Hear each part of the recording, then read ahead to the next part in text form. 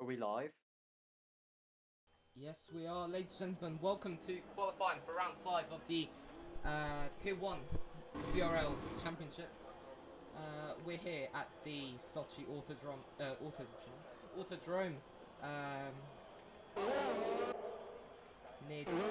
right next to the Olympic Park, where the 2012. 2012 Winter Olympics were hosted. Or was it 14? I think it was 14. Let me check.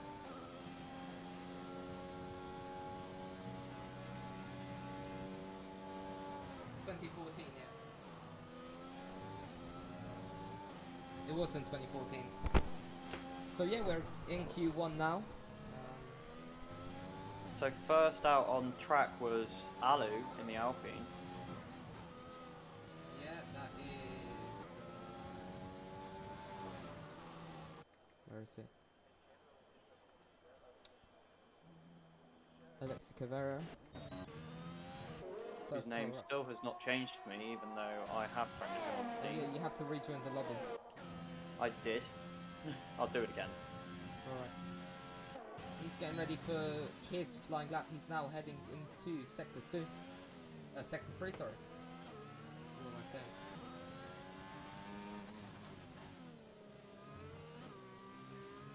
Right then, I will be right back in just a few seconds. I'll leave you in the more than capable hands of David whilst I try and get these names to work. I will see you in just a minute. As now Alexa Cabrera rounds off the final corner, that is turn 18, and across the line, and he goes to start his flying lap, first man to set a flying lap. Let's see how he does. Going through turn 1 now, which isn't really a turn, it's just more like a kink on a straight, as DRS now open into turn 2, braking and braking hard at the about the 100-meter mark. Then getting onto the throttle as early as possible to go flat out through turn 3. Then turn 4, this is important to get right since it's setting up this mini straight here. Turn 5, he goes through now. Turn 6, 7 and 6, 7, 8 and 9 are one of the most difficult corners to get right on this track. Here, it's 2 downshifts for Alu, for Alexi Cavero, and there's a spinner that's that's Nathan and Hotdog, I believe. As now he goes on to the second DRS straight to open his to start his flying lap. That is Nathan and Hotdog. He's spun, he's lost his front wing, and now we carry on going on board with Alexi Cavero, who now heads down into turn 11, I believe this is, or even turn 12. It's turn 13, sorry. Turn 14, now into turn 15. This is an off-camber left-hander, difficult to get right, but it looks as if Alexis Cavero could have got that corner, could have hooked that corner up a bit better as he misses the apex. And now going in final corner, 10-18, he goes fastest with 31.733. Next car across the line, Tommy behind does a 32.6. That's a big gap for even for the first lap. That's quite a large amount of time for Tommy to find. Yeah. I think he must have just been doing a bank lap and not really pushing as much as he could. As Simon Casera goes P2 with a 32.3. And there's a yellow flag that is a Mercedes. That was that Nathan slowing down for the pits? Oh yeah, Nathan's got front wing damage. He's lost his front wing. As Tiddle Did he go round? Yeah, he went into the wall. Oh damn. As Tiddle Stonewards on mediums. Not exactly sure why.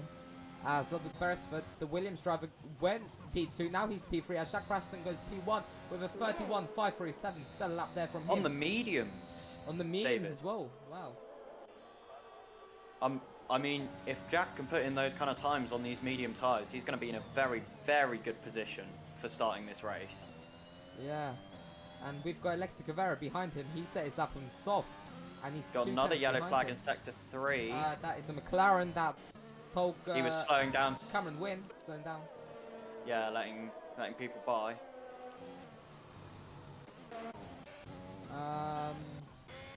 Tristan Cups goes to P3. Ethan Costin in the Mercedes. P4. Aidan Brown in the Alfa Romeo. He's on soft as well. He's P5. Ludwig Beresford P6.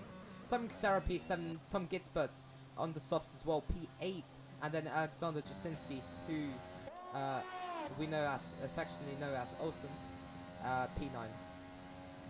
As Axel Korstrom goes fastest by 5/10 of a second, even though he is on the softer He is on the compound soft tyres. Yeah. And interestingly enough, David, both of the Red Bulls here are on the medium tyre. And they're currently 2nd and 4th, which is a very good result. Can I just add, Theodore Stonewood's Theodore Stonewood disqualified. After he's not putting a lap time. Yeah, he's spun around and then he tried to move out of the way for an oncoming car, and then he got disqualified. That is unfortunate for him. Very, very unfortunate. Anyways, next car who hasn't set lap time will be Tolgan Alba. See what kind of time he'll be able to do in the McLaren. Turn 17. Looks quite nice for they could have taken a bit more outside curb on the exit. But anyways, it goes P6 with 32.0. We still got on track then. Cameron Wynn goes P2 with 31.385. Saying the fastest sector 3 on his lap as well. As Sam's old dummy was about to set a lap, but he invalidated on the final corner. Armin Schlomer won't be the next person to set a lap. Next person to set a lap will be Jonas Strainham, who's now going through turn 16. Oh, getting very out of shape coming out of that corner. Turns 17 and 18. Quite nice for that. And he goes P13. Stays exactly where he was.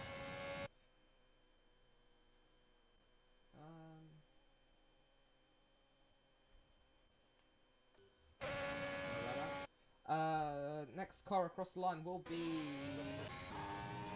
the Alpine of Armin Schlomer.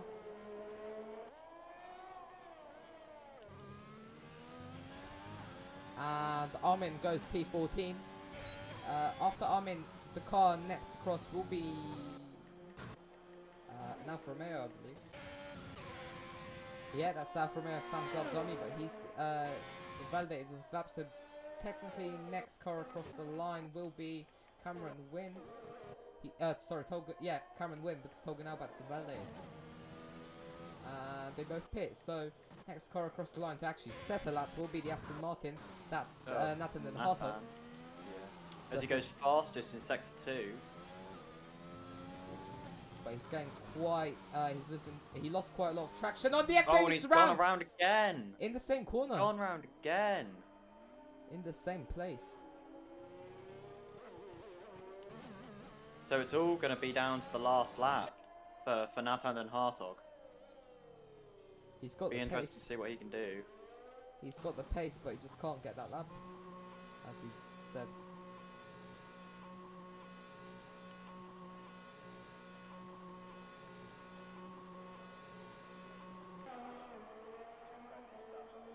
Sam Swap Dummies on that. Would you like to take us through it? Who's on a lap? Sam, Mystic Mind. Indeed he is. Here we go. Armin's doing donuts. So just through the middle of sector 2 now. Just about to come through this right-hander. Pretty tricky to get on the power here, but you want to get on as early as possible for this run down the not so straight around the back of this Sochi Autodrom track. As you come down now into turns 12 and 13, difficult chicane here, very slow, but a possible overtaking spot when we get to the race later on. Up through 14 and 15, as said, it's off camber, so very difficult to get the turn in right for the first corner. You never know quite when to brake there. Now through the final 2 corners, here we go. 16, very nice. And 17, you want to get on power as early as possible, just a little squirt to the line. And he goes P13. Indeed. Not a particularly great lap there, but I'm assuming he's got some time to find, and it looks like he may be going for a double push lap. There's 7 minutes remaining of the session. 4 cars on track currently. Sam Zaldami, Jonas Janum, and the 2 Aston Martin drivers, Nathan and Hartog and Lawrence Chaves. Who are both yet to put in a lap. Yeah, but the thing is, Lawrence Chaves is a man who qualifies well. yes, but also he does it all on 1 lap. He only does 1 lap in most sessions and still gets through. He always manages to pull something out from somewhere, and we never really know how. Yeah, it's very. I don't have words. It's quite impressive how he manages to put together 1 lap, 1 time, and for it to be as good as it is. Yeah. Anyways, let us take you through this lap. Now, as he crosses the line to start his first flying lap of this Q1 session, going through turn 1, the little kink in the notch straight. DRS now open. He passes by Jasinski now going into turn 2. Braking at about 100 meters. Getting a nice exit out there. Now turn 3. Stay on that curb since it just guides you through the tightest line into that then gives you the outside line into turn 4. Now turn 5 sets the fastest sector 1, that's good. Turn 5 he's absolutely nailed that. Now turn 6 also quite nice. Now turn 8 I believe this is. Yes it is. If you can count correctly, yes it should be. Yeah. Now final corner of sector 2. He doesn't get the fastest sector. Sorry, not final turn of sector 2. We'll see Final if he does. proper turn of sector 2 as he sets the And fastest he does. sector 2.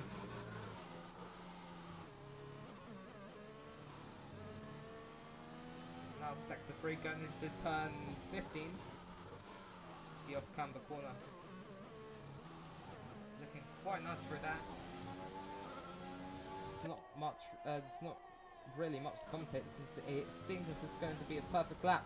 But hopefully he doesn't jinx down the final corner and he goes P2. P2. He lost all that time and more in the final sector. Yeah, he was looking. Commentator's curse. Indeed it is. Yeah. I don't know why we do it. Now But I his mean, teammate is on the lap. Crossing the to line, have gone- just P8. Sorry? To have gone purple in the first 2 sectors, he must have lost 4 or 5 tenths through the final sector. Clearly that car isn't dealing with the weight transfer quite as well as he wants it to. Yeah.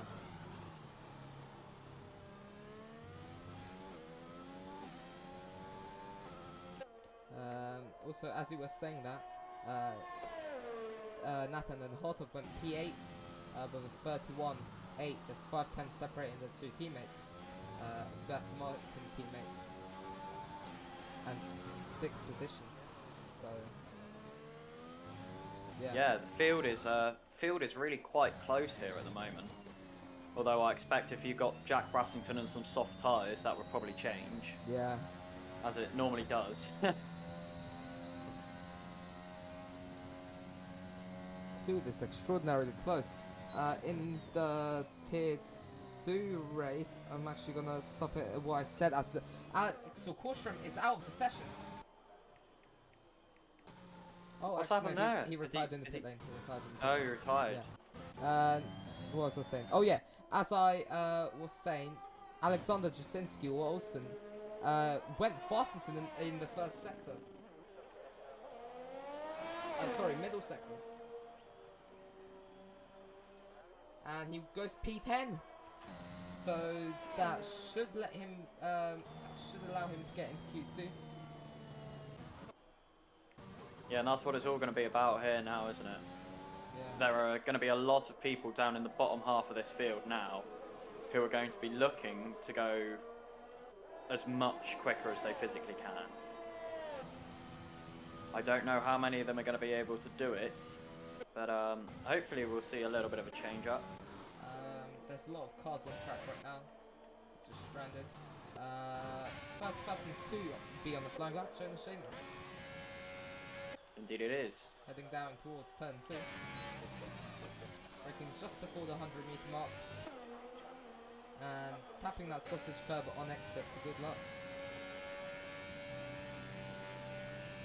Keeping it on the curbs all the way there through turn 3. Very nice, very nice. It's not turn 3, that's turn 5. Yep, that is turn 5.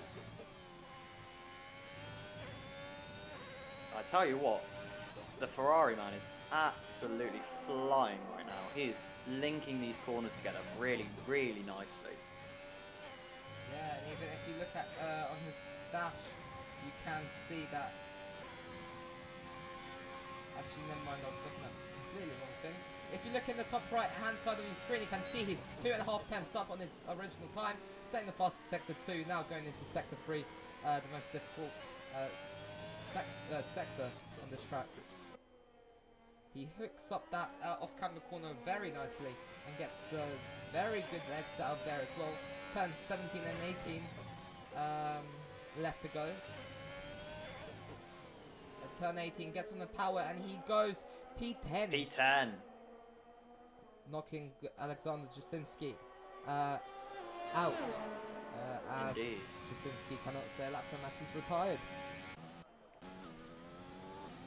Next car to cross the line will be Torgen Alban in the McLaren, going through turn 17 now. What turn's going to be for him?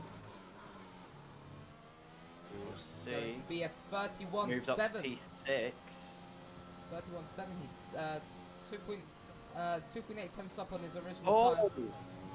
As Ludwig knocks the Ferrari out of the top 10 there. Oh, and Jonas Shanem's out. 32-0. Beresford must be completely. I mean, that is really, really close. Yeah, but Ludwig must be delighted with himself as he gets into Q2 now. We know what Ludwig can do. We've seen his pace over the past couple of races, and he is a talented driver. Indeed. I believe we were teammates at some point as well in Tier 2. I think it was him, I can't remember exactly.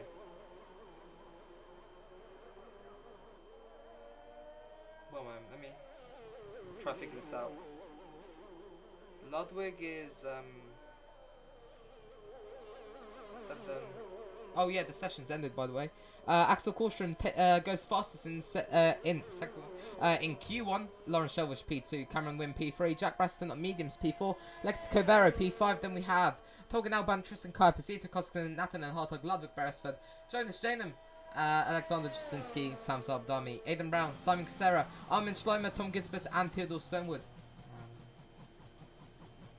Yeah. From what I can see, Tom Gitchberts is still finishing his lap. I don't think he's crossed the line yet. Now he has. Only to 16th. Oh, that's... So still not through to Q2. Yeah, that's a very... I'm going to say poor effort, because we know he can do better. He's a podium-worthy driver. Yeah, clearly just not quite hooking it up around here. Okay, I figured out Ludwig is Luds. So, was I and Luds ever teammates? Were me and Luds ever teammates, sorry? Hold on. I don't know. Possibly. This is confusing.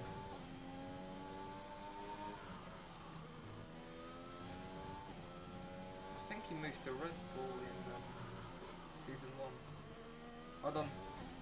Bit of an intermission here as I try to figure out what has happened.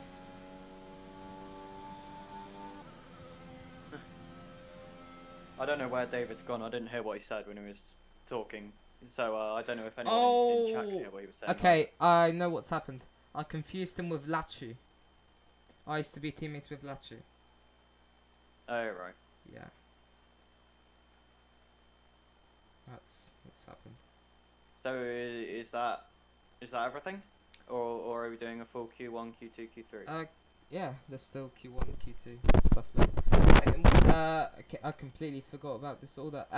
Anyways, I'm in Slowman. Sorry, Tom gets Spurs. I'm in Slowman. Theodore Stonewood are all out in Q1. So we'll have 15 drivers in Q2. Simon Casera's at the. It's a Axel Korstrom and Simon Casera sandwich today. And obviously Theodore Stonewood out of the session due to being disqualified after he looped it and then I'm assuming drove backwards down the track to try and get out of someone's way. And the game did not take a liking to that. Sorry about that. My mic's completely died there. If you heard that. My mic is extremely sensitive. Let me try to fix that.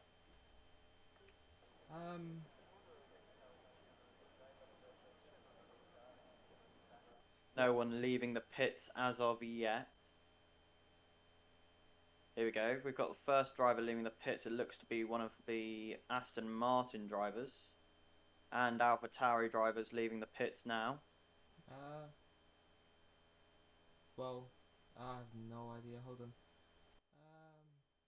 No, that won't work. So first out the pits we got Simon Casera.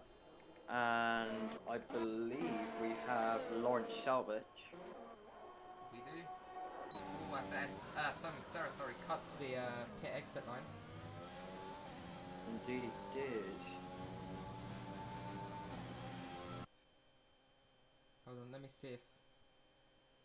Does that work now? Let me see if... No, that won't work, will it? I think that So works. far out on track, we've got Sam Zabadami. We've got Nathan Den Hartog. We also have Alex Kallstrom. And then, obviously, as I said earlier, we've got... Okay, I think I've fixed my... Fixed your what? my microphone now. So it should sound much better on stream. It's loud and it doesn't squeak as much anymore. Well, hopefully. Yeah, it does. It does sound really crisp. Yeah, no, you sound good from my end. So I hope everyone watching the stream is also hearing that well. Everybody on stream, you will experience some squeaking. I can't really fix that. That's just my motherboard not having enough voltage for my microphone. So that's quite annoying. Anyways, as there's a Ferrari spinning that, sorry, Alfa Romeo, that's Sam Zabdami going slowly, and Tristan Kuipers is also going slowly. Sorry, no, Jack Brassington. Anyways, let's go on board with Simon Casera, who will be will be the first person out. Will be the first person out going through turn 3 now on the mediums. So he's hoping he can get in Q1. Q3. That was a very close call with the wall for Air Simon. And it's invalidated his lap as well. Yeah. Did you see how close that was? Yeah, I was on board. It was really close. Oh! Oh, that. And he just nearly collected Lawrence Shelvich there as well. That could have been a disaster. That was very, very close. Would have been a big old incident there. Yeah, I think. Not that it matters, because it would appear that Lawrence Shelvich has invalidated his lap anyway. Yeah. But Lawrence Shelvich might argue in instant report that Air Simon impeded him, making him lose concentration. So Air Simon has to. I don't know if he'd invalidated his lap before he came across Air Simon. He invalidated the corner after Air Simon, I believe.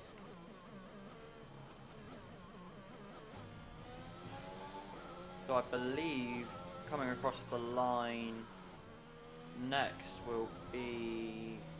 the Haas of Axel Korstrom. No, it's... Lawrence, yeah, he invalidated his lap, didn't he? Yeah.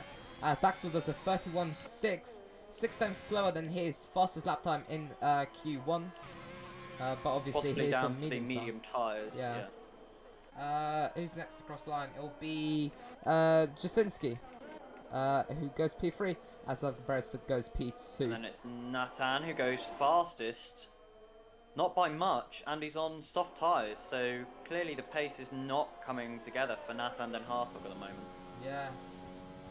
Anyways, after next person across will be Jack Braston, goes fastest with 31.116 and on softs as well. Aidan Brown slots into P6 with 32.554. Next across the line will be Ethan Koskinen, I believe that is. Or actually, that might be Alexa Cavero. Yes, it is Alexa Cavero. Goes P5 now. And Tristan is not far behind him, just coming around the final corner now. Let's see what kind of time it is here for Tristan. He goes He fastest. goes fastest. Wow, what? Not by much, not by much. It's by about just over 0.03 of a second there. Yeah. That's shows that the Red Bulls might be what's the word? Well, might dominate this race. Yeah, exactly.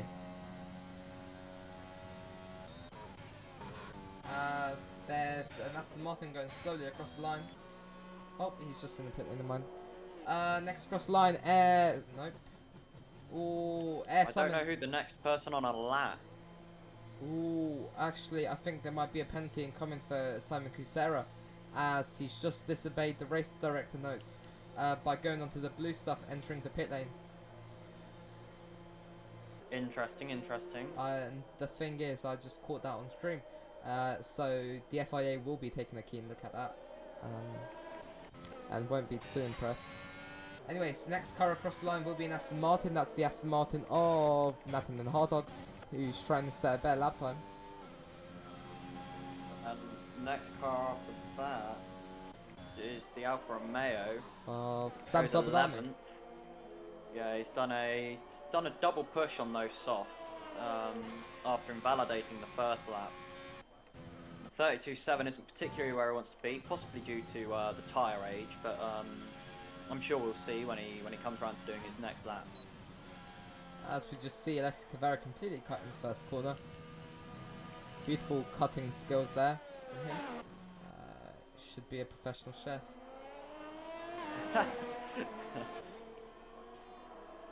Yeah. So we've got a few cars out the pits doing out laps. Tolga Nalbank will be is the lead car of that group.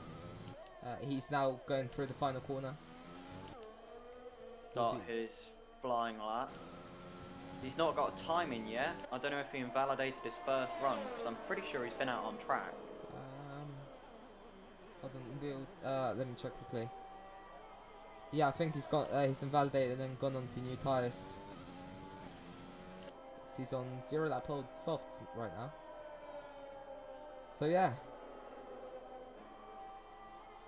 Behind him, we also have Jonas Janum on an outlap. We've got Lawrence Chaves on an outlap, and we have Simon Casera as well on an outlap. Actually, as you say that, Tolga Nalbank goes fastest in the first sector. So he may actually be challenging for fastest lap in this Q2 session. That's Lawrence Shelvish's. That's not Lawrence Shelvish. That's Nathan and Hartog spinning round. I was going to say. Was it down at turn 2 there? Yeah. Damn. I just saw his icon spin and yellow flags out. And yeah. Tolga goes fastest again in the middle sector. He might be challenging for fastest lap of the session. Let's see what if he'll be able to make this lap.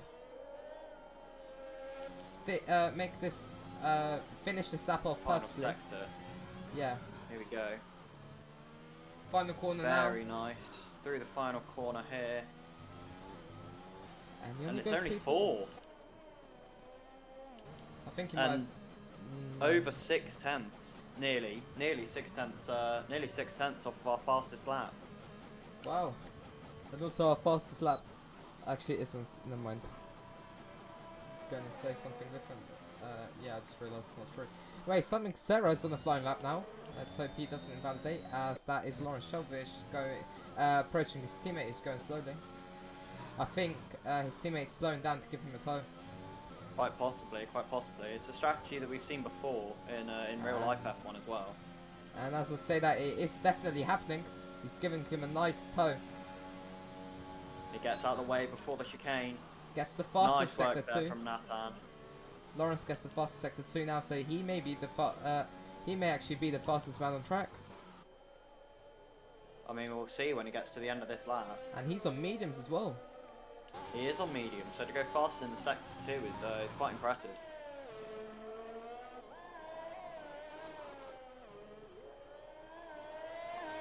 And it's only fifth. P5. But he is the lead medium compound runner. Absolutely, absolutely. So that could be a good strategy for him. Next to the end of the lap will be Simon Kusera on the mediums as well, down in 15th. Oh, that's no, Alexander Jasinski. Alexander Jasinski's out. Has he gone round? I saw him go round and he's lost his tyre going into turn Going 10. on to the back straight there, is it? Yeah. Who's lost it? Olsen. That's an interesting place to lose it. We'll go on board with Lawrence Chaves to see the place where the incident happened.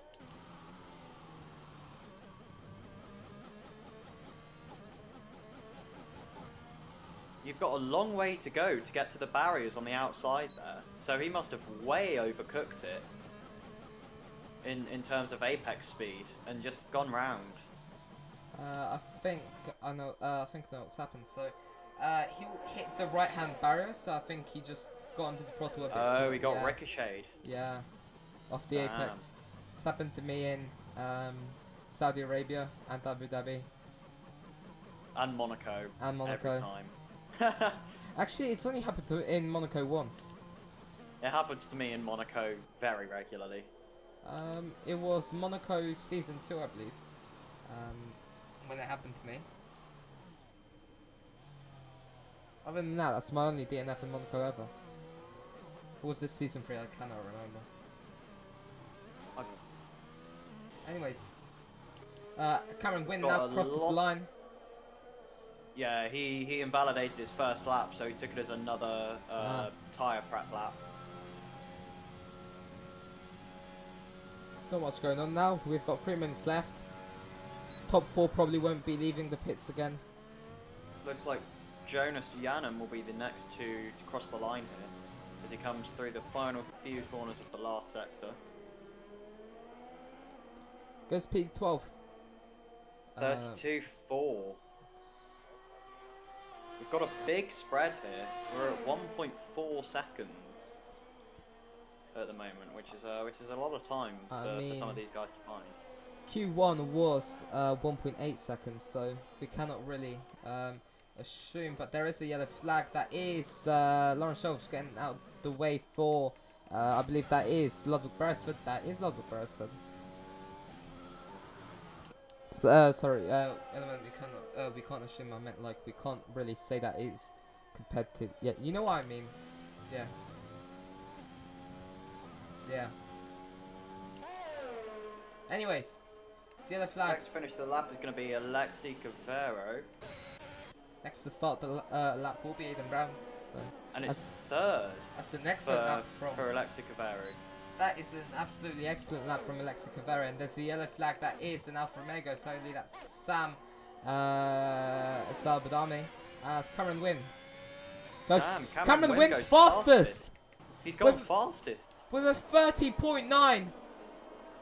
That is and that was on his second lap on those tyres as well, David.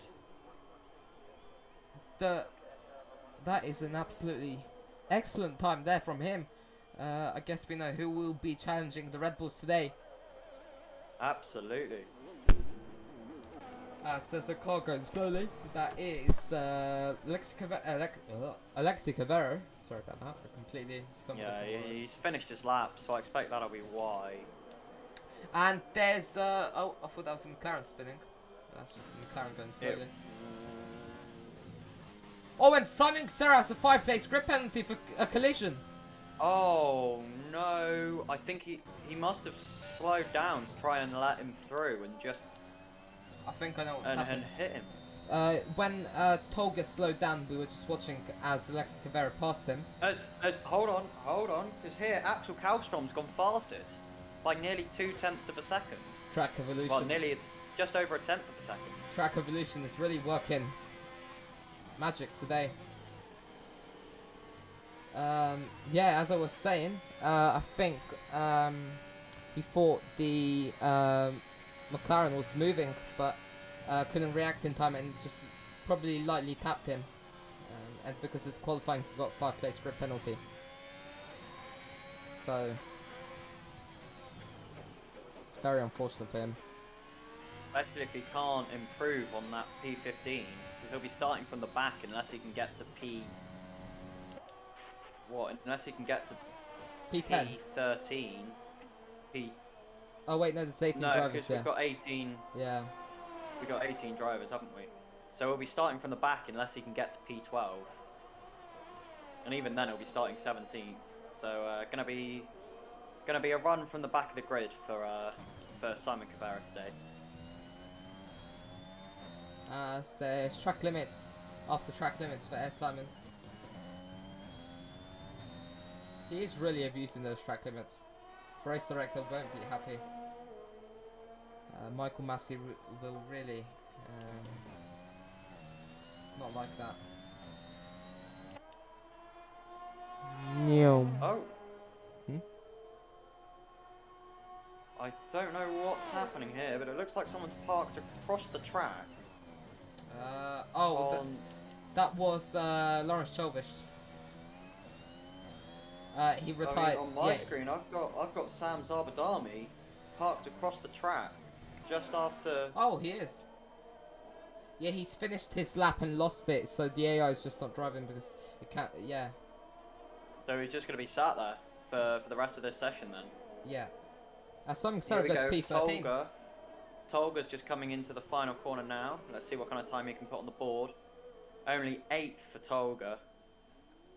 As you were saying, for Simon Sarah, he needs to get to P13, and he's done just that, so he'll be starting P18. Yeah, he'll be starting from the back of the grid then for Simon Cavara today. Unlucky for him, I expect it was one of those chain reaction events where he was the one that ended up coming out with the penalty. Yeah, I think if he disputes in time, then the session might be restarted just for him. So we just go straight into the race from. Yeah, because he's got all the time in Q3 to be able to show evidence and hopefully get it sorted. Yeah.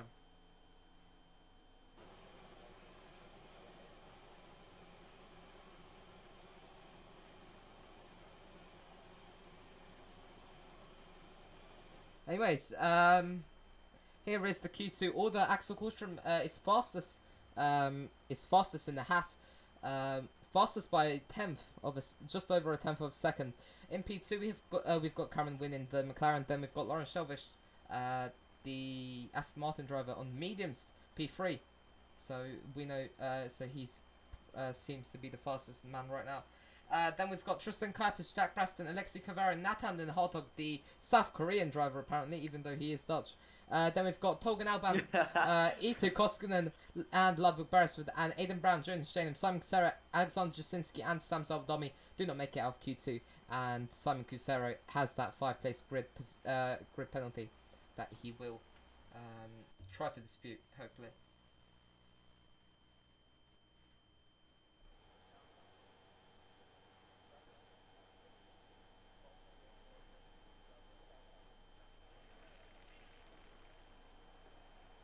We're in Q3 now. Interestingly enough, so Simon Cavara has said that he didn't actually touch the McLaren. Yeah, I think. And he's, and Tolga has verified that he wasn't hit by Simon. Yeah, so yeah, that will have to be disputed.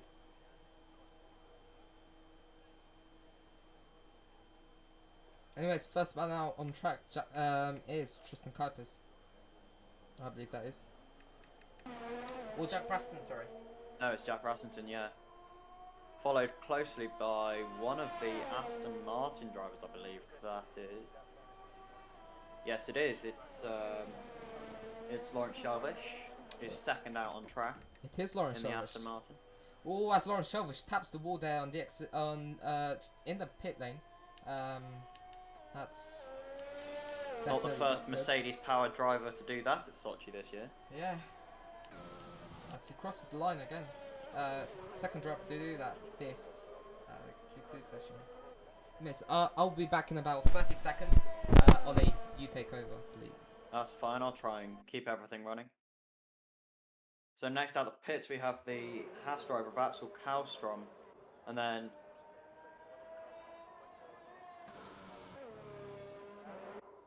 watching. Yeah, that's cool. So we've got a lot of drivers coming out the pits now. There's only 3 or 4 drivers that are currently staying in the pits, which I assume means that they've used up more of the soft tyres than they would have wanted to. So we will be on board with Jack Brassington for quite a chunk of his first flying lap in this Q3 session.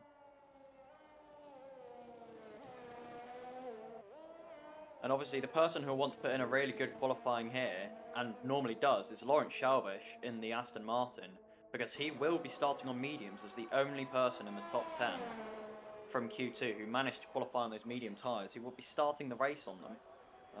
So it'll be interesting to see where he can put his Aston Martin in this Q3 session. Because if he can get a good result, he will be looking very, very strong in this race.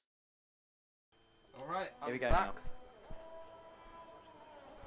Jack Brassington through, just coming to the end of Sector 1. It's looked very, very tidy so far from the Red Bull man. As he goes fastest in Sector 1, as he is the only driver who's completed that sector so far.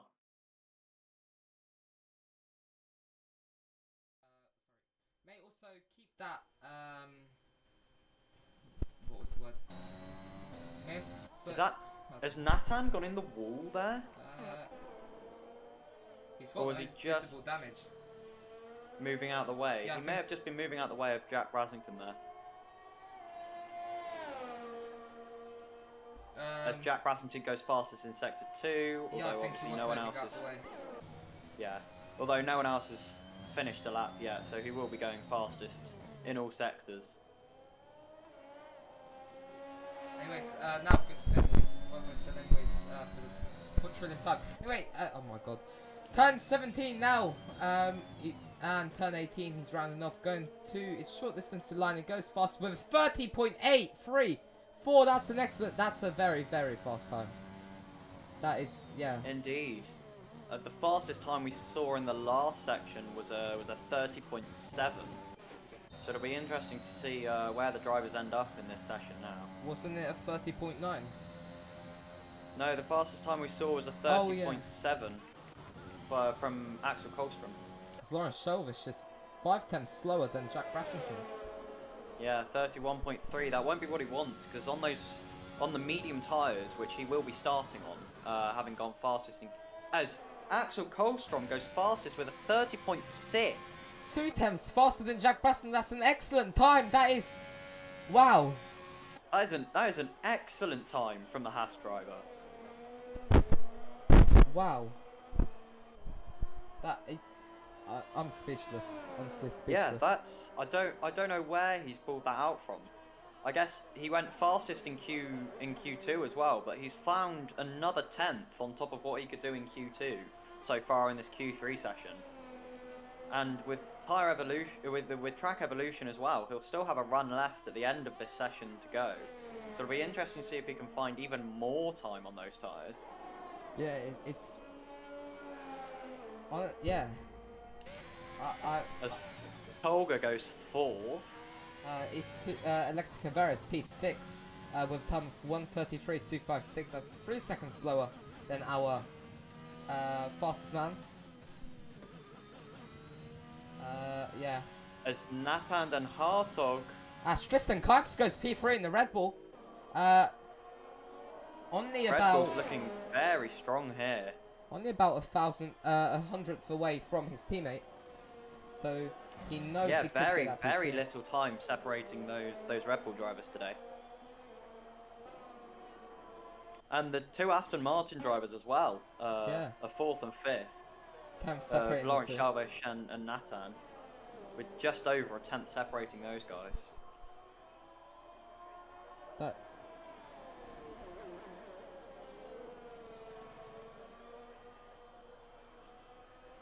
Cameron Wynn is just coming around turn 18 here to finish his lap. And it's 4th for Cameron Wynn with a 31.309. If we could get Tolgan Alban to go P5, we could have a beautiful, colourful, colour coordinated. Yeah, we could have a nice run of teammates there, couldn't we? Yeah. Come on, Tolga, you know what you got to do. Yes. And then we could also put the odd ones out at the bottom. Yeah. No need for odd ones out. Odd colours out there. A Mercedes, Williams and an Alpine. So, yeah, anyways. 5 minutes to go in this session. It's a shootout for pole position. Shootout for the top 10. And shootout for glory here in Russia. Indeed. And I don't know how the vote is currently going, but before long, this may well be a shootout for points. Oh, actually, I believe they... Hold on, let me start. Is that being instated, or is that for next race weekend? Oh, and that's Jack Braston who went into the wall and reset the track. I think he might have reset the track there.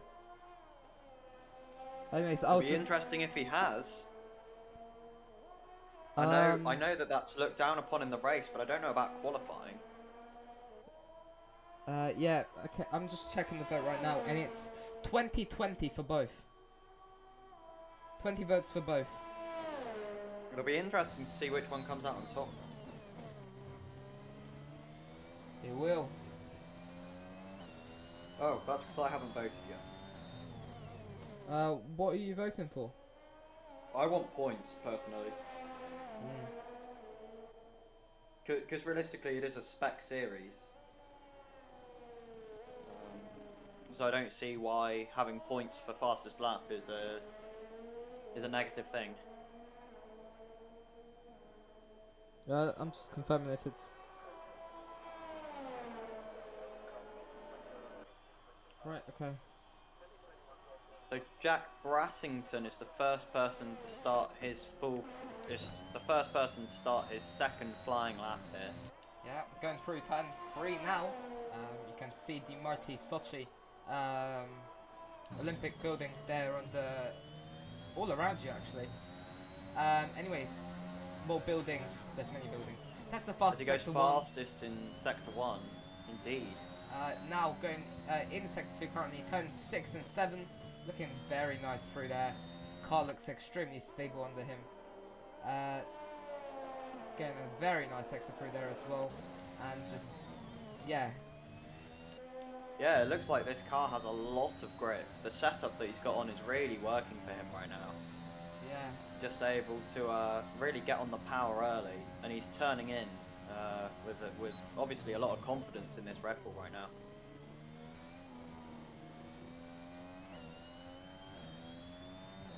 And going through the soft camber corner, just look how planted that car is. He can stay on the throttle mid-corner just after braking. As I say that, he gets a bit screwy coming out. Yeah, it gets a little bit loose on exit there. Anyways, turn 18 now. What's it going to be? Is it going to be pole position? Yeah, provisional pole position. 5.31.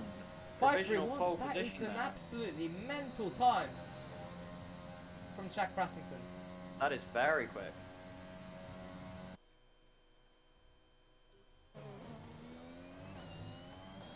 The next person to cross the line on a flying lap will be the Mercedes of Eetu Koskinen.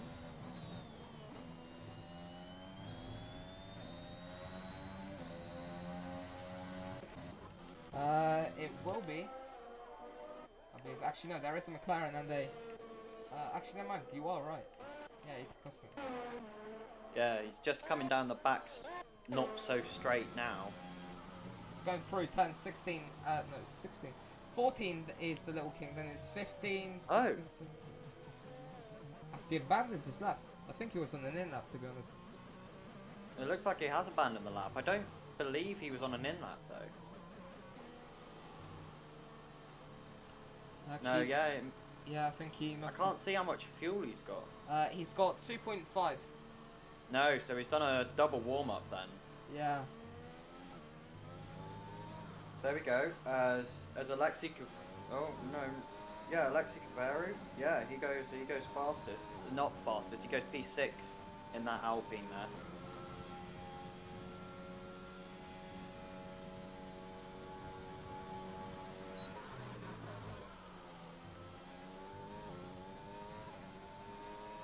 Oh, and there's a car going slowly. That's Jack That's Jack Braston going very Brassington. slowly. Oh, I don't think he's got any fuel Oh, left he's in run that out of car. fuel. And he's not gone into the pit lane. He's on 0.5 laps of fuel left. Bit of a miscalculation from him there then. That's not ideal. Oh, he's waiting for... he's waiting for Tristan there to give him the toe down into turn 1. Yeah, that would make much more sense. Yeah, so he's purposefully stayed out on track with low fuel to give him the toe. And has then even given the McLaren behind him a little bit of dirty air through there. As Axel Korstrom is out. Axel Korstrom's retired. What's happened to him? Oh, he spun out, coming out of turn 2 there. Coming out of the turn 2. He spun out and lost it. Axel Korstrom is out. He's not in contention for pole position anymore, and it seems as though Jack Braston will get pole position now in Sochi. Yeah. I feel like the only person that can get close to him now is Tristan, and he's just given him a toe all the way down the front straight. Yeah.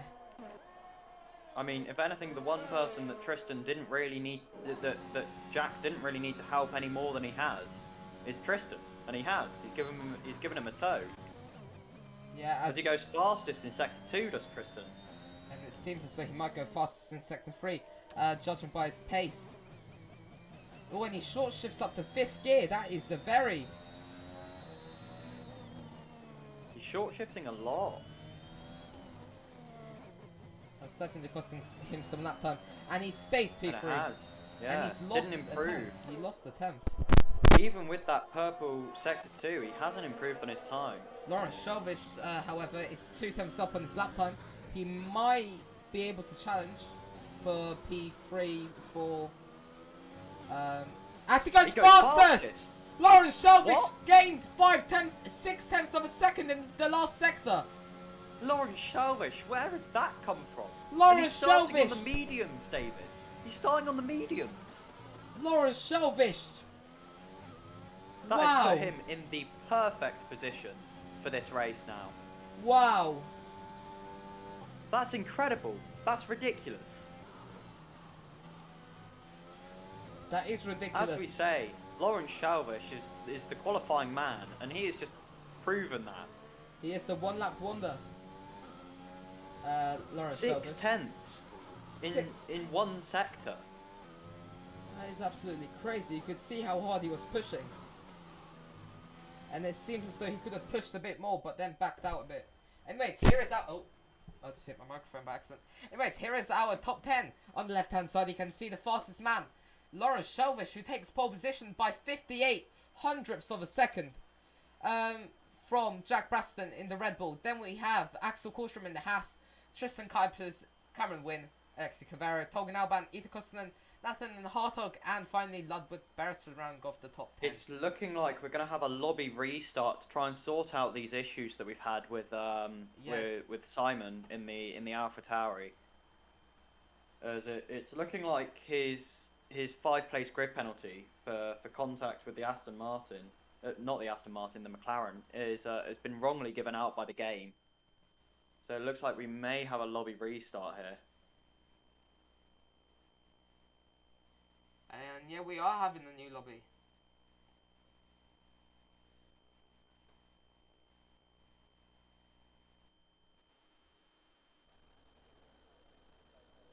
Anyways, ladies and gentlemen, we'll be back in a couple minutes as we get the lobby restarted.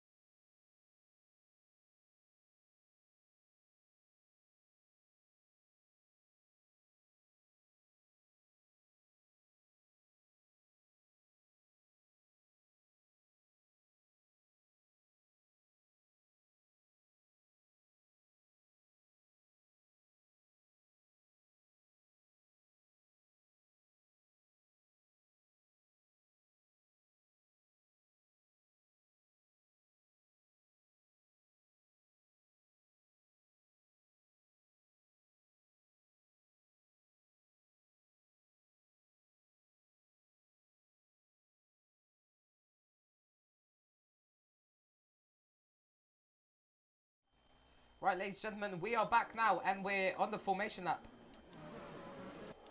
We're here. Watching.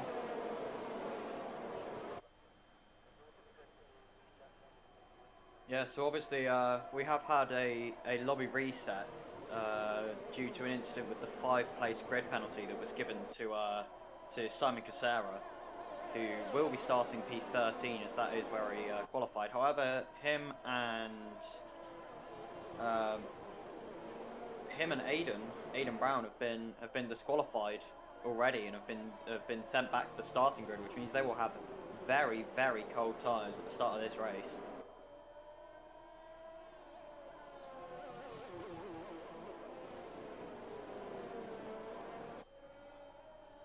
Yeah, they will have, and they will have very cold tyres, since the incident happened in early sector 1, so they will be dropping down the field like.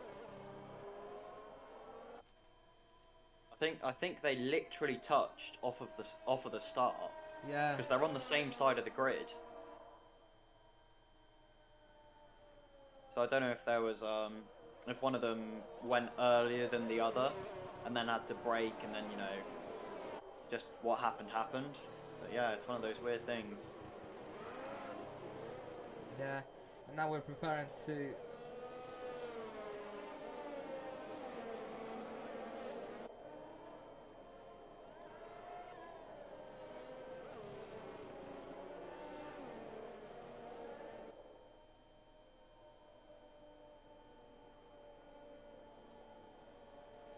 And miss at the bottom, you just saw the pit stop strategy, which yeah. Anyways.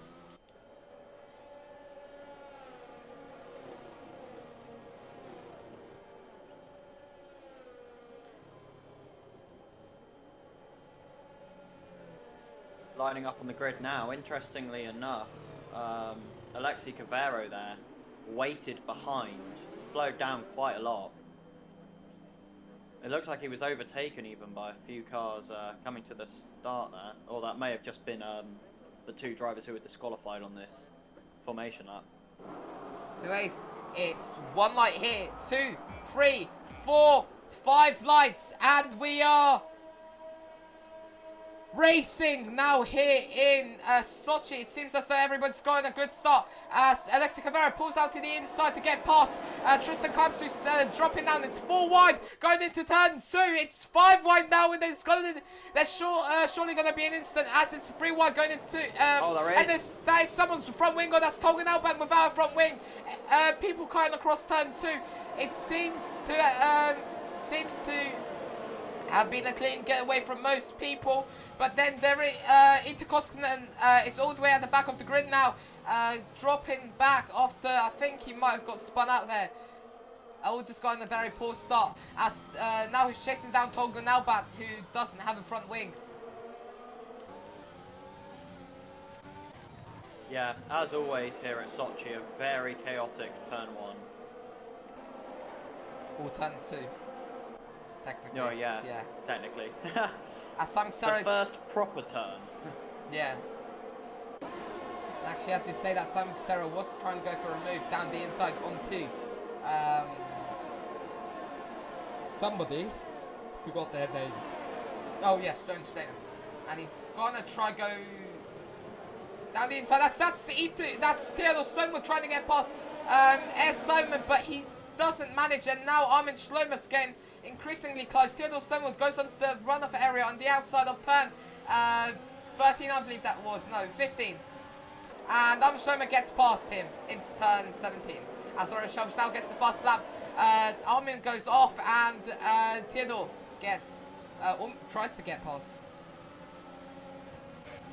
Sam Dummy now using his ERS and slipstream advantage he had to get past Tom Gitzberts, who's on medium compound tyres. And up ahead we also see Aiden Brown getting past Theodore Stonewood. So interestingly enough, the predicted pit stop strategies is if you've started on the softs, you'll want to go to mediums at the end. But for the medium tyre runners, they're saying that they'll want to go to hards at the end, which I don't think is what will happen. if you can do soft to medium, I expect, like, especially Lawrence Shalvish, who started on these mediums, will want to do medium to soft and run the soft tyre at the end to be as fast as possible. I don't expect that he'll want to switch to hards, because they'll be so much slower than the medium tyres.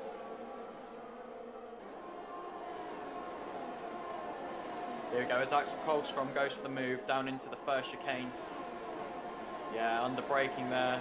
Had the assistance of DRS, but so did Alexei Guevara, and he just couldn't hold him off there.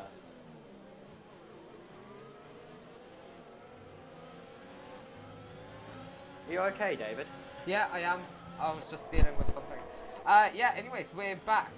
Yeah, we're going into lap 4, and that's Sam Zabdami spun out! Sam Zabdami spinning across the track, doing donuts. Now he's got overheated tyres. And Jack Braston now gets the fastest lap. And DRS is now available. He's going to try and get past Lawrence Shalvish, which he does even before turn 2. Easy move there. Yeah. And on those soft tyres, he should theoretically be able to pull away, seeing that it's only lap 3. Those soft tyres will still have another few laps of decent pace left in them before they start really going off.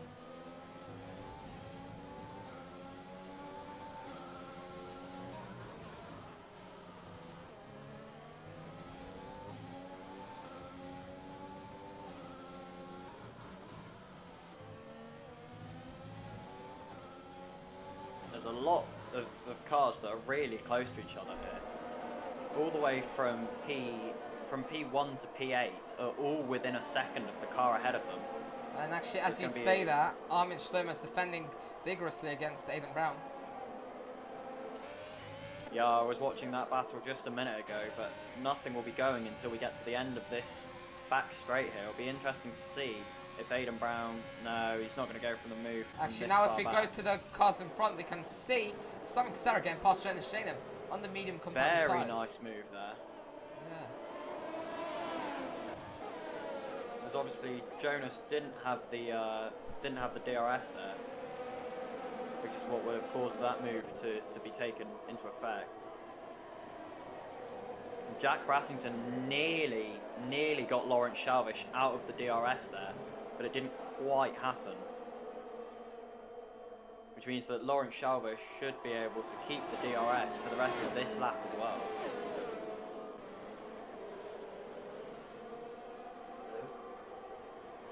Yeah, and actually, as you say that, somebody spun out. Actually, nobody spun out. 3 cars just got past.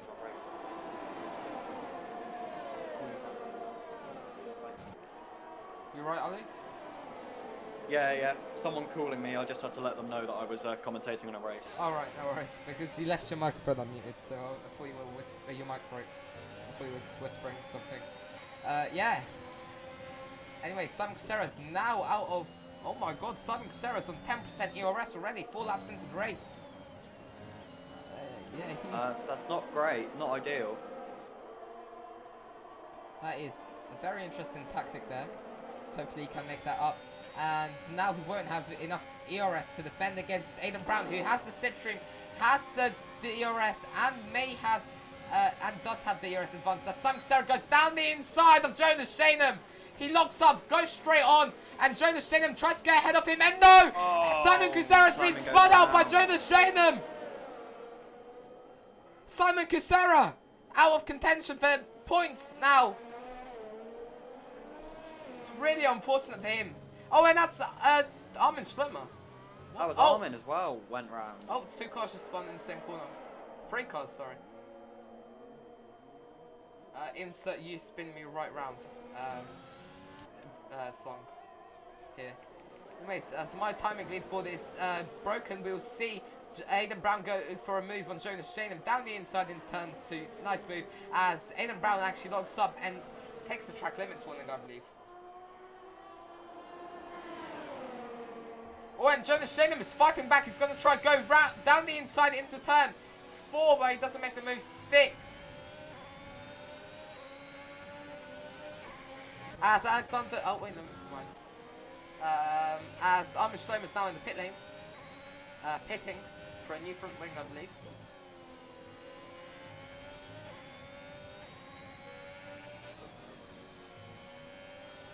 I cannot see the gaps for the top 10 currently. So I'm trying to kind of guess by eye what the gaps are looking like. Yeah, as Tristan Kuipers going past Cameron Wynn, see the flag, that's Air Simon. Yellow Air flag, Simon is out of the Air race! Simon's out.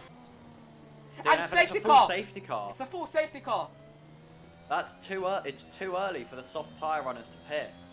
Unless they want to go for hards to the end of the race. And look, Air Simon And it just looks lost like- it on that curb. Yeah, that's what Jack Brassington's going for. I'm assuming he'll have to go for hards to the end of the race. Air Simon Which will leave Lawrence Shelvish out on a strategy that's pretty much dead for the end of this race. Simon Casera, we just saw a little, oh, that was a perfect double stop there from Red Bull. A double stack, sorry.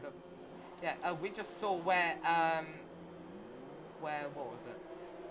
Where Air Simon lost it and he got onto that exit curb. Exactly like, who was it? It was Jasinski, I believe. Exactly how Jasinski did it in turn.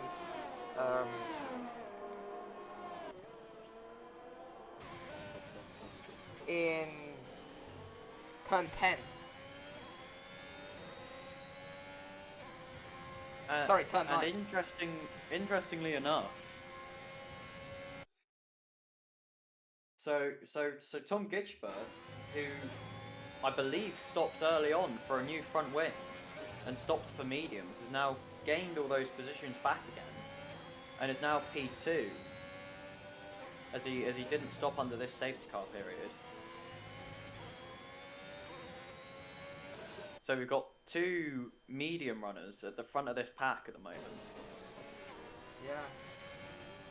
Tom might be up for a podium actually, as you were saying. Yeah, well, it'll be interesting to see how things pan out after this safety car. And it looks like Alexander Jasinski has got a penalty there. Yeah, this one's Jasinski's got a penalty.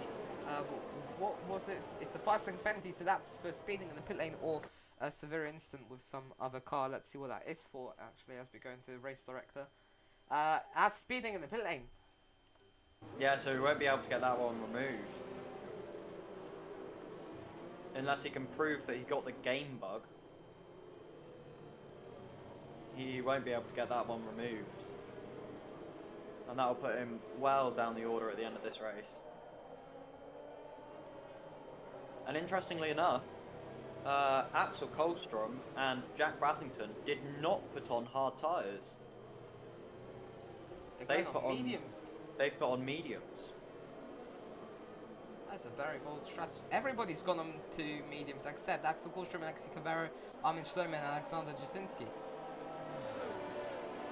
20 laps on those mediums might not be the best option. I guess he's rolling the dice on there being a late safety car.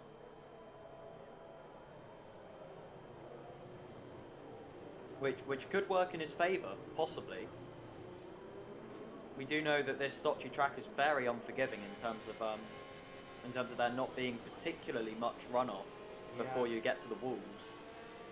So there is a possibility that if there's a late safety car in 16 or so laps, or in kind of 12 or 14 laps, so that'll work for him, having gone onto these medium tyres. Whether he'll try and take them to the end, I don't know.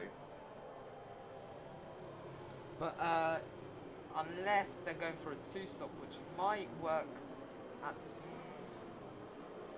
Yeah, 2-stop would not work. Depends how much of a gap you can pull out on the hard tyre runners before you stop for your soft at the end, which will be much faster. There's a possibility it could work, but you'd have to have much better pace. I'm talking like 1.5 seconds, 2 seconds a lap faster. Yeah, but with that pace, you'd also have to ensure you don't have you maintain your tyre wear as well, so you don't. Yeah, absolutely. As we have a safety car, it's going to be in this lap. Yeah, and I have a funny feeling that we might see yet more mayhem at turn 1? Yeah. I've got a feeling that's probably what's gonna happen. I mean, we all know turn 1 at this track is bad enough from a standing start. But from a rolling start. But from a rolling start, I'd argue that it's even worse, because you're just going faster into the same corner. And actually, as you're saying that, from the chaos, Tom Ginsberg's gained 14 positions. And now Lawrence Chaves decides to go now. He catches Tom Ginsberg snapping, but he can't get... that's worked wonderfully for him. And it's green flag's positions now. He's got gained 9/10 on him. Almost a second as Sam Zabdami's going. He's lost so much positions. He's lost 5 positions so far. And now Torgen Albert and Armin Stoma are fighting out. They're side by side going through turn 1. Gonna be side by side going into turn 2. Who's gonna come out in front? It's gonna be Torgen Albert as he's got the inside line and the medium tires. And Torgen Albert gets past, and Armin Stoma is now trying to look to get past him. He's in the slipstream. He's in the he's in the slipstream, as I said. But he's in a slipstream in turn 3, which is not the best place you want to be. And he hits the rear of him, and he gives himself damage. Yeah, just couldn't see the braking zone because he was behind him. I'm assuming and Sam Sabadami's also got front wing damage from hitting his rear. Oh, have they both completely lost their front wing? Yeah. Oh, that's really disappointing for those guys. Not completely lost, just end plate damage. So that's look further up. Jack Lawrence Brastington has a 1.9 second gap. Yeah, as you say that, Jack Braston goes down the inside of Tom Ginsberg into turn 11. Yes, that's the one. Turn 11. It'll be interesting to see whether Lawrence Chaves can keep this up. Because it's all going to be about the gap that he can build before he needs to pit at the end of this race. Yeah, and as you were saying that, they're all heading through turn 17 and 18. Ludwig Beresford's trying to have a go on Nathan and Hartog into 17. That's the penultimate corner for anybody that doesn't know the corner numbers. And the gap is very nearly, just about 1.8 seconds going into turn 2 there. That's Theodore Stonewood! Theodore Stonewood's having to go down the inside of Aidan Brown, and he gets tagged by him and almost spins out, but held it. Yeah, lost the position to his teammate there, which won't be ideal for him. But at least he's held on to it. I mean, that's what really matters. Spinning is one of the last things you want to do directly after a safety car. Oh, pardon me. Directly after a safety car restart, because you just lose way more positions because everyone is so close. Yeah, it's very.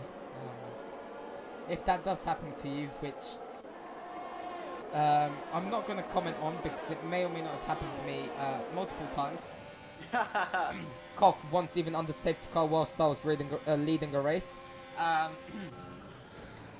Yeah, I am so annoyed about that. As Ito Koskinen does the switchback on Jonas Stenham. Jonas Stenham's holding his position, and Ito Koskinen's going to try go round the outside into turn 13.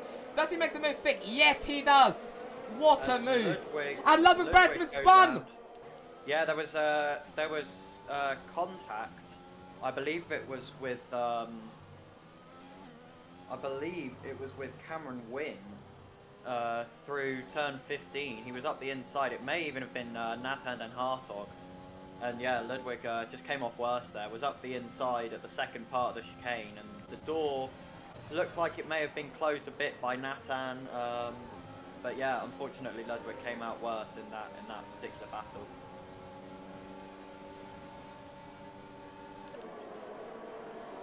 And the front two are really stretching their legs here.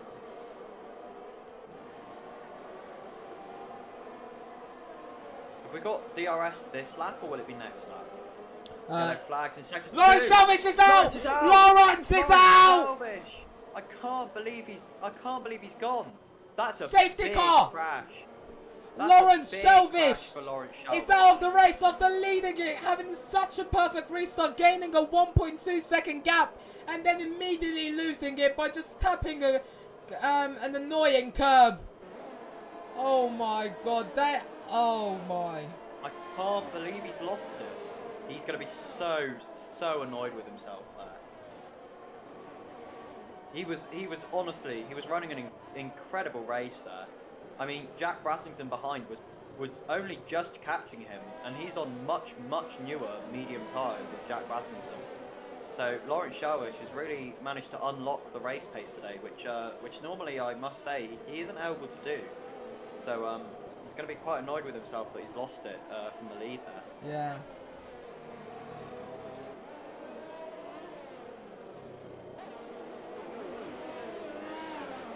Right, as we're under safety car period, I'm going to be back in just 2 seconds. Alright, no worries. I will see you in a minute. I'm gonna lose my voice. Again. Yay. Yeah. God, I love losing my voice. It's so calming. Because you just have this pain.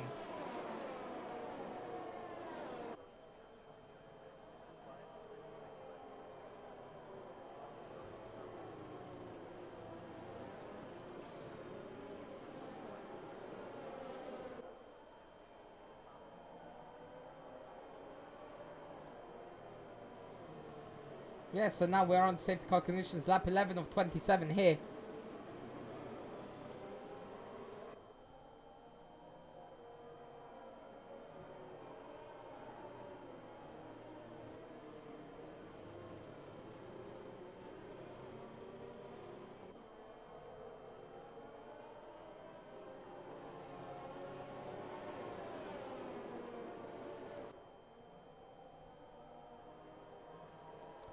Anyways, yeah, as I was saying, this safety car's really worked out for the bottom 5. I'm Stomer, Sam Salvadami, Alexander Jasinski, Theodore Stonewood, and Arthur Beresford, since they were all way back, especially after Alexander Jasinski and not Alexander Jasinski, especially after Ludwig Beresford.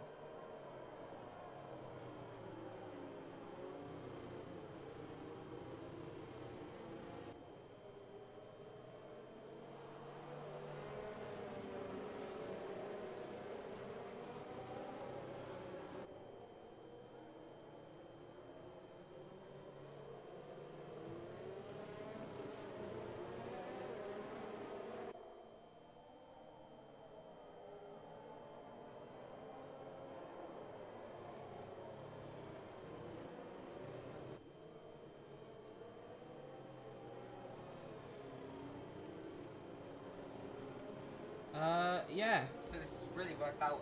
Now Amish Sloma's reaching the back of the grid.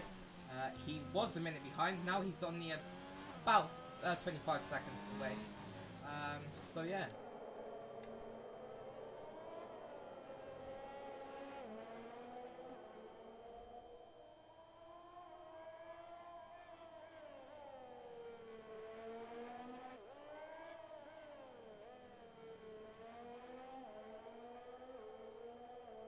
And now he's heading down through turn 1.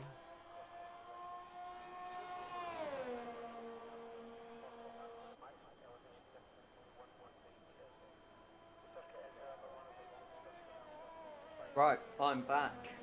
Hello, everyone, again. We're still on safety car. Safety car will probably be in this. Will hopefully be in this lap. It depends if Armin can catch the back of the pack, which yeah, he will definitely.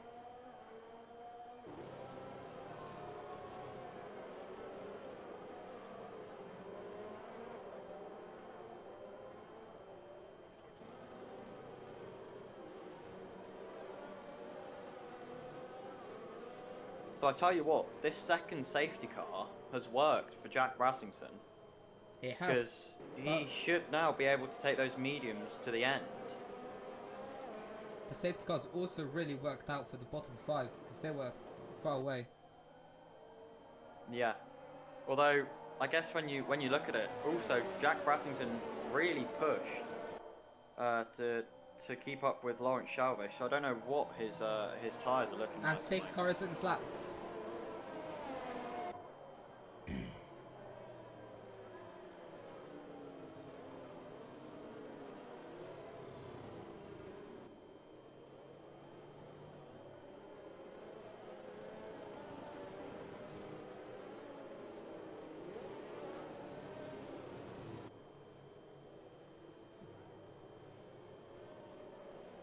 now rounding off the final couple of corners, turn 16. This is that that the pack is going through now. Safety cars in the pit lane, heading towards the pit lane limit line, and now we're just waiting for Jack Braxton to decide for that perfect moment, and he decides that that moment is now, and he goes and he catches Tom napping again. Oh, and napping, and there's penalties. There's penalties. 3 penalties. Alexander Jasinski's in the pit lane. Olsen, yeah, and Aiden have pit. Both of them have. Oh, Sam Zavdami's pit. Aiden's in P8. Sam Darby, yeah, my bad. Oh, and there's a move going. Oh no! That's Nathan Hot Dog! He's hit the rear end of Alexi Cavero, and that's taken out Tristan Kuipers. Tristan Kuipers lost his front wing. Nathan and the Hot Dog's also lost his front wing. And that's Alexi Cavero, who's also got some damage. Yeah, Messi down into T1 that time. That will definitely be a very, very severe penalty for Nathan and the Hot Dog. Took out 2 contenders for podiums and race wins. Yeah, absolutely. It'll be interesting to see how that's going to work out. I didn't quite catch it on board, but I got plenty of information from your beautiful description. Thank you. As Jack Brassington has already pulled a 1.4 second gap. Yeah. Tom Gitzvets is on what is it? 12 lap old softs compared to his to Jack's 6 lap old softs softs mediums I meant to say, as Axel Caution tries to go down the inside of Tom Gitzvets. He outbreaks himself and goes straight on at turn 11, yeah, and finally he gets past Tom not Tom, who's that? Who does he get past? Oh, he gets past Lexi Cavero, never mind. As Cameron Wynn and Lexi Cavero are still battling it out, they touch, and there might have been some damage there, but luckily it shouldn't affect them too much. Alexi Cavero is in the slipstream of Cameron Wynn. He's going to try and make the move down into T1. If he can go down the, T2, if he can go down the inside, he is on the inside line. He's going to break later than him. No, he isn't. He's actually going to break much earlier than him, as Cameron Wynn keeps that position. Going through turn 3 now. There is still opportunity for Alexi Cavero to overtake, but then Aiden Brown comes from nowhere. Aiden Brown has come out, yeah. And he goes round the outside of Lexi Cavero up into P5. He's now chasing Cameron Wynn, as there's Itu Koskinen trying to get past Lexi Cavero.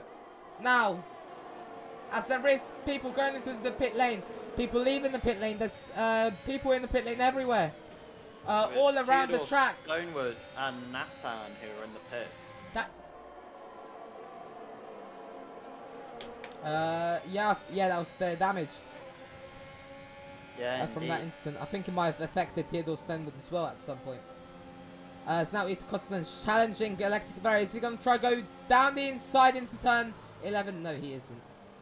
But maybe into turn, not 12, turn 13. Turn 14, I should say. This is 15. No, this is 16. You're having some issues there. Yeah, as DRS has now been enabled, as I've lost my track map, so I'm going off memory now. Big snap of oversteer for Axel Kolstrom, but he may well make a move on Tom Gishberts in the first turn here. Squeeze to the inside, that would have been the line that he wanted anyway, and he's passed before the braking. And as you say that, Ito Kostan's going past Alexi Cavero. Alexi Cavero is dropping back, he might have some damage, as Togan Albert now has a 3-second time penalty for multiple warnings. And Alexander Jasinski is going past Sam Zabdami, who is going slowly. It's just that 2 cars past. As Ito Kostan now has a 3-second time penalty. God, it's all kicking off now. Yeah. Normally, this middle period of the race is where we kind of just commentate on how things might turn out. As but Nathan, so far, it's been absolutely action-packed. Nathan and Hotdog is going past Alexander Jasinski, going into turn 2. And as that was happening, Cameron Wynn is now 2 times back from Tom Gitzberts. He's got his ERS. He's in the slipstream. He's got DRS as well. Is he gonna make the move down in turn 14? He's gonna go to the outside. Is he gonna make it stick? Is he? It seems as though he might. He's now on the inside line. He has to cut the corner a bit, and he's still there. He's still almost alongside with Tom. And now Tom goes. So there isn't severe damage to Cameron's front wing as Ito Costa gets past Alexi Guevara again. And Cameron wins fighting so hard. He's pressuring Tom Ginsburg so much to give up that final podium position so he can finally move up, so he can chase down Axel Kohlstrom. I have a funny feeling that Axel Kohlstrom's going to get caught on this front straight here. It seems as though he will. Yeah, he will, by the looks of things.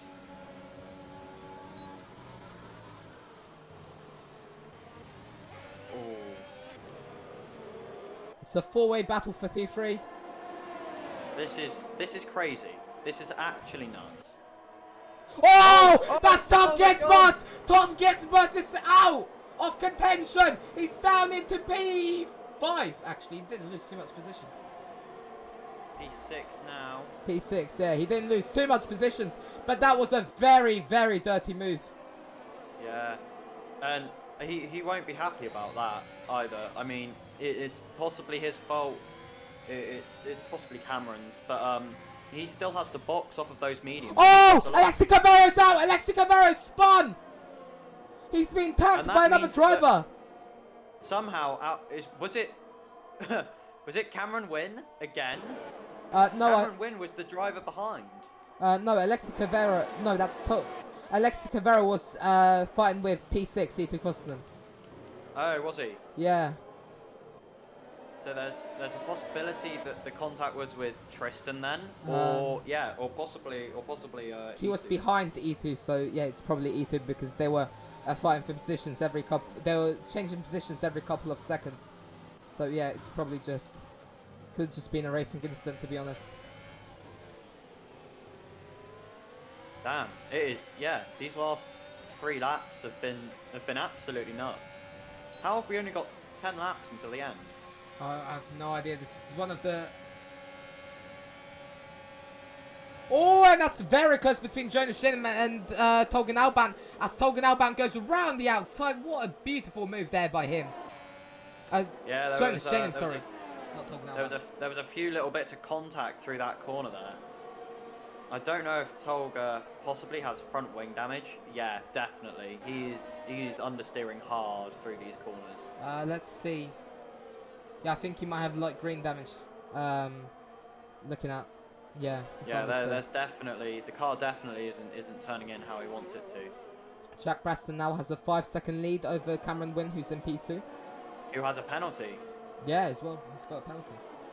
He's got 3 seconds, which at the moment would put him down in 4th and off the podium. Actually, as you say that, Axel Kohlstrom's going to try and go for a move down the inside in turn 13. He makes the move stick, but no, Cameron Wynn thinks otherwise. He tries to challenge his move. He's going to try, go down the inside, look down the inside, sorry, and he just gives up finally. And he allows Axel Kohlstrom to take that middle podium position. Aidan Brown is still looking to get one of his first ever podium. His first cup. No, what podium is this? No, he's had a. I think this is to get another podium. Yeah, that's the phrase I was going to use. That's much Axel more Kohlstrom is being caught by both of these Cameron Wynn now gets past him, makes the move stick. Easy peasy. But he's also got that 3-second penalty. Yeah, so provisionally Aidan Brown is P3 and Cameron Wynn is P4. Yeah, and obviously that puts Axel Kohlstrom into P2. If this is how it stays. Snatton and Hotdog's going past Tolgan Alban, who's in pit lane. Oh, as Aidan hits the wall on the exit of turn 6. Does he have damage? 7. Does he have damage? I would expect so. It was quite a heavy hit. I will have a look. I can't. There's not any visible damage, but I mean it was quite a hefty hit. It may have been more the tire wall than the front wing, but he's now out of that seconds gap, which is not what you want, especially when you're fighting for a podium. You want to be as close as possible, obviously, yeah. if not ahead. Zita Kosten's now trying to get past Tristan Kuipers, who's down into P5 whilst his teammate is leading the race with a 6.2 second gap, which is a mighty achievement by Jack Preston. It is indeed. He's properly storming away on those mediums. Yeah. I feel like the only driver that could have challenged him today was Lawrence. Lawrence, and yeah, obviously we lost him from the race. What lap? I don't know, 13 or 14, I believe. Yeah, somewhere around that. I'm just checking general to see if anything happened.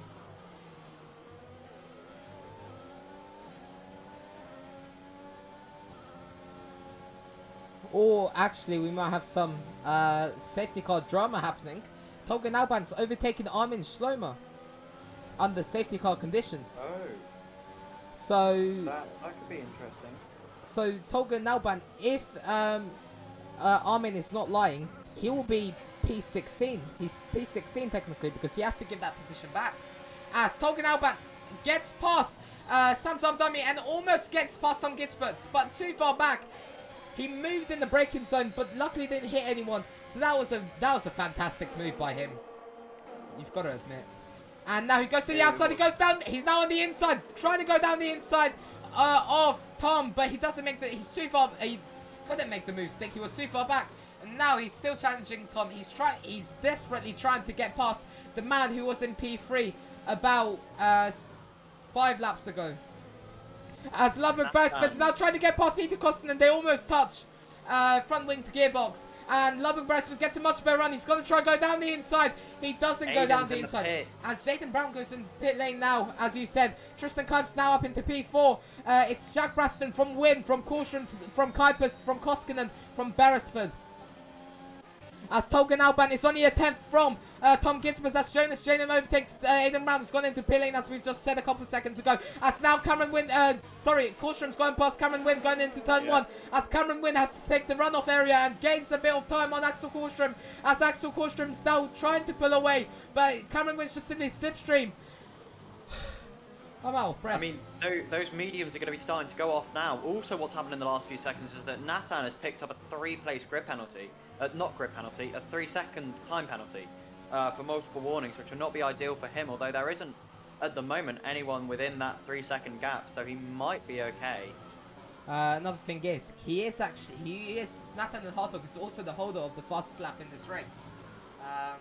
And he is in the points, so he will get the point for it as well. He will have 3 points this race.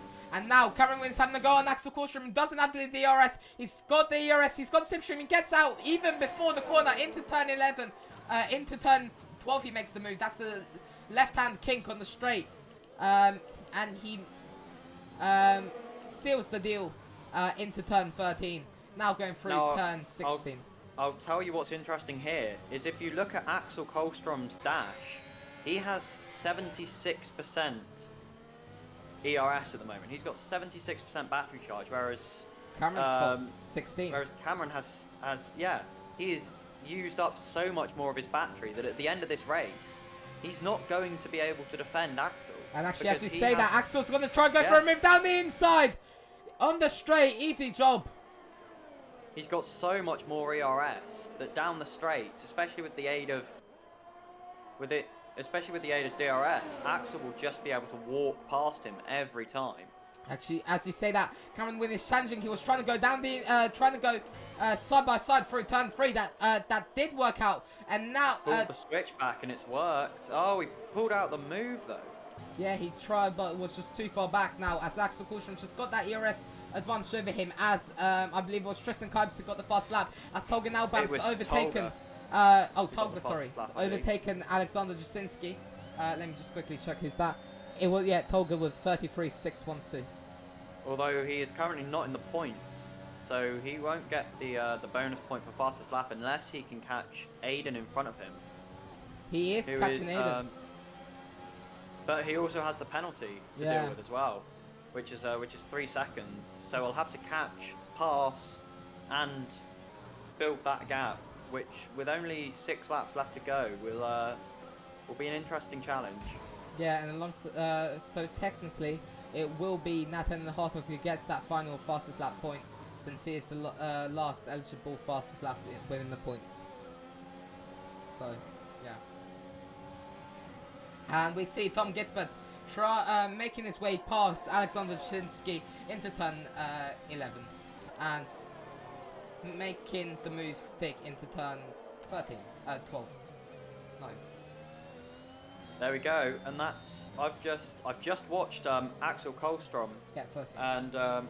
and Cameron win, and the ERS is really working against Cameron now. He was only 6/10 back going onto the front straight, but he just couldn't catch Axel. Yeah. Because Axel was able to deploy ERS all the way down the straight, whereas Cameron was running out by the time he got to the braking zone. Yeah. So I expect we're about to see Axel start to pull away from Cameron here, especially as those 15-lap-old mediums begin to really drop off the cliff. Yeah, and with that, as you were saying, Aiden Brown's now the new fastest lap holder, as he went on brand new softs. So And good. Cameron Wynn is out of DRS. He hasn't been able to keep up with Axel Kolstrom and is out of the DRS range by the time they get onto the back straight. And actually, he also has that 3-second time penalty, doesn't he? Does indeed, which at the moment would put Tristan On the into podium. P3. So it might be a 1-3 for Red Bull. So, yeah. And I tell you what, yeah, that would be a 1-3 for Red Bull, which would be a really great result for them. Seeing that they qualified 2-4, they would be really happy with that, I expect. And as you say that, Alexander Jasinski almost gets put into the wall by Tom Gitzbert, who moves, who moves a bit on the straight, as they're still side by side, going into turn 15 now. I finally figured out which corners they are. So this is 16 now. As Ludwig Beresford's now trying to get past Ethan Koskinen, he just took his position back a couple corners ago. He has to lift through turn 3. He's going to try go down the outside, but Ethan Koskinen covers that. And Ludwig gets a much better run out of that corner. He's going to try pull out to the inside. He's not going to pull out to the inside. Anyways, Tom I have a funny Gitzbert. feeling that Ludwig won't like how late E2 moved back onto the line. Yeah. Into the braking zone for turn 4 there. And as you say that, Tom makes a switch back, switches back on Alexander Jasinski. He's on the outside line for turn 3 now, but he's gonna be on the racing line for turn 4 as Alexander Jasinski gets that better traction coming out of turn 3. And here we go. Tristan is catching Cameron. He's in the DRS now, and into turn 12 and 13 there, he is only 4/10 behind Cameron Wynn. Yeah, and also as you say that, Ludwig Beresford's gotten past Ethan Koskinen again, and now going into turn 17, Tristan Cards will be in the DRS zone of Cameron Wynn. So here we go, yellow and there's a flag yellow in flag, that's sector Ethan 3. Koskinen who's out! Ethan Koskinen's he's lost gone. it! And safety car! A late The safety car's car. been deployed! Oh my god, we might have a one-lap shootout. It's highly possible, because if you look, if you look at it, Armin is very, very far behind. He's over a minute behind the leader at the moment. He's over a minute behind the car in front of him. I expect he's been lapped a few times by the leader. He's only been lapped once so far, actually. Only once? Yeah. Fair enough. As fair Tolga enough. has a 5-second penalty. Oh, that's silly from Tolga. That is very That will have unfortunate. yeah, that will have messed up his race. He's now got 8 seconds of penalties as he came into the pits with a 3-second penalty as well. That is really, really, really unfortunate. So, from 7th downwards, we have drivers who are on brand new soft for this final lap shootout. And Prism, in fact, Cameron, who has that 3-second penalty, will see himself drop a lot of positions at the end of this race. Yeah. Because everyone behind him will be within that 3-second window, and there are a lot of people on brand new softs who will be able to stick with him in these final few laps. Everybody from P7 to P14 are on brand new softs. Which means that we will probably see Cameron Wynn drop down to possibly looking at P7 or even P8, and he's boxed, as has Axel Kolstrom, but not, crucially, Jack Brassington. Jack Brassington stays out. Cameron Wynn gets a 5-second penalty! Oh, that is the last thing that he needed. Holger Alban gets another 3-second time penalty as well. There's multiple warnings. So that's So his he's now on race. 11 seconds of penalties, and he's pretty much guaranteed to be 14th at the end of this race, if not 15th, depending on. Oh, actually, that's a point. What happens if Armin does not catch the pack? Armin has AI issues. So will he be an AI in amongst lap traffic behind the safety car? Yeah, he's has some issues with the game, so he's been AI for the whole race. That's why he's so far behind. Yeah, not ideal. So let's have a look then. So Axel Kolstrom has come out in P4. In front of him, he's got Ludwig, who has a 5-second penalty. So he'll get that position and be on the podium. And depending how many laps we get to the end, it looks like it is going to be probably a 1-lap shootout to the end. He may be able to get Jargon. He may be able to get Tristan and possibly Jack Brassington. Because they are both on 18-lap-old mediums. And safety car is in this lap! And Axel's caught them, which means that he's going to have 2 laps to get past as many of these guys as he can. But they've got to look out because Armin is in the middle of that group. Armin will be ghosted, so it should be... He will be ghosted off the start, so he should be able to... you should be able to get past him. But there's always a chance that having that AI ghosted in front of you will put you off. I mean, it's happened to me before. You miss braking zones, you miss apexes, because that ghost is just in your way. Yeah. Anyways, let's now watch Jack Braston as he decides to go now. As when... Oh, and he misses the apex of the final corner. Actually, so now he's decided to go. And he's already got a 6/10 gap on Tristan Kuipers, so he doesn't have to worry. As Axel Kullstrom's trying to get past Ludwig Beresford, he does get past Ludwig Beresford on the straight. Ludwig Beresford on the straight. As now Cameron Wynn is trying to get past. He's trying to follow Axel Kullstrom, sorry, into follow. What am I saying? Cameron Wynn is tried to follow Kullstrom through past turn 2. Oh! I have he's no retired. idea what I'm saying. I have no idea what I've said. We've lost Armin. Armin is retired. Oh, and Axel it's Kullstrom's going for the Kullstrom. move. He's going for the move on Tristan Kuipers. He gets the move done. Will he be able to get the win from Jack Preston now? He's 8 times back. We've got 2 laps left of this race. He is so much faster on these soft. I mean, look at this. He's taken 2/10 out of Jack Brassington in pretty much every corner. And Cameron Wynn is now getting past Tristan Kuipers on the not so straight, as you called it. And obviously, there's not going to be DRS to the end, so it's all going to be about slipstream. And just how much more speed you can carry through the corners, which at the moment is quite a lot. Yeah, as Axel Kullstrom is now so close to his to Brassington. He's physically touching the his rear diffuser, and he gets past in turn 17. Axel Kullstrom takes the lead of the race. Now Cameron Wynn is behind him. He's going to try get that P2 as Jack Braxton has very little ERS. Jack Brassington has just about the same amount as Axel Kullstrom in front of him. As Nathan and Hotdogs posting fastest lap of the fastest lap. It's the final lap on the final lap of the Grand Prix. We're going to see what's going to happen to the Red Bull of Jack Braxton. Will he be able to keep that P2 position? Will he be able to even catch up to Axel Kullstrom? But so far it doesn't look likely, as Cameron Wynn is... I doubt it. I mean, Axel, boxing was absolutely the right thing for him to do. Cameron Wynn goes down the inside into turn 5, and Tristan Kuipers gets a 3-second time penalty. And the next to Guevara's getting past Jonas Shanham. He's Ludwig Beresford's going past Jonas Shanham, and Cameron Wynn's going past Jack Braxton finally. What's happened to Jack Brassington? Has he just not got the pace anymore? It doesn't matter, he's going to come P2 anyway because of those 3-second time penalties. Yeah, well, I just realised the safety car deployed message was still on my screen. As now Tristan Kuipers, Jack Braxton's teammate, is challenging him. He's going to try and get that final podium position, even though it won't matter for the Constructors' Championship, because it will stay the same as Axel Kullstrom Now going through the final couple of turns. Looks like he will be winning this Grand Prix.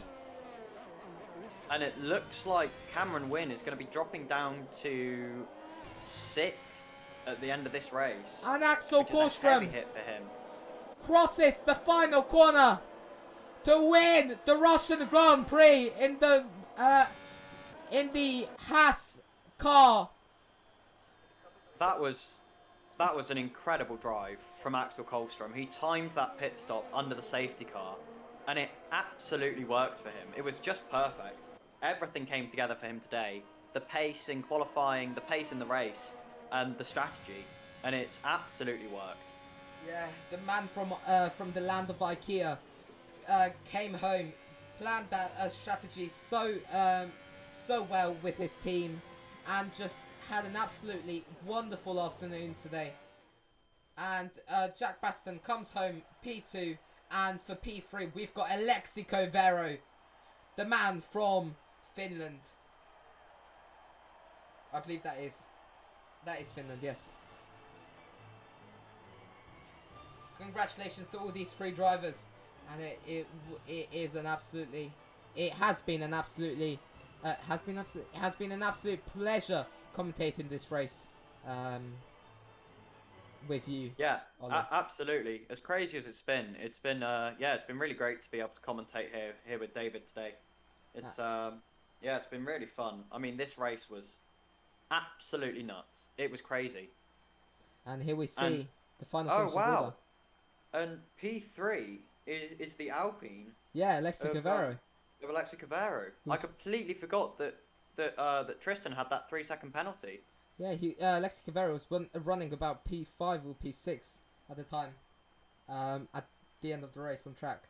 Anyway, so this is the final finishing order. Axel Kallstrom, Jack Baston, and Alexi Kovero on the podium in that order. Then we have Jonas Shane in P4, Tristan Kuipers, Cameron Wynn, Nathaniel Hartog, Ludwig Beresford, Aidan Brown, Alexander Jasinski, Tito Sonio, Tom Gitzbers, Togan Alban, Sam Zabdami, and then Armin Shlomo, Ida Koskinen, and Lauren Shelfish, and Simon Serra, all DNF. Okay, I did that just in time. Anyways, ladies and gentlemen, thank you for watching, and we wish you have a wonderful rest of your day.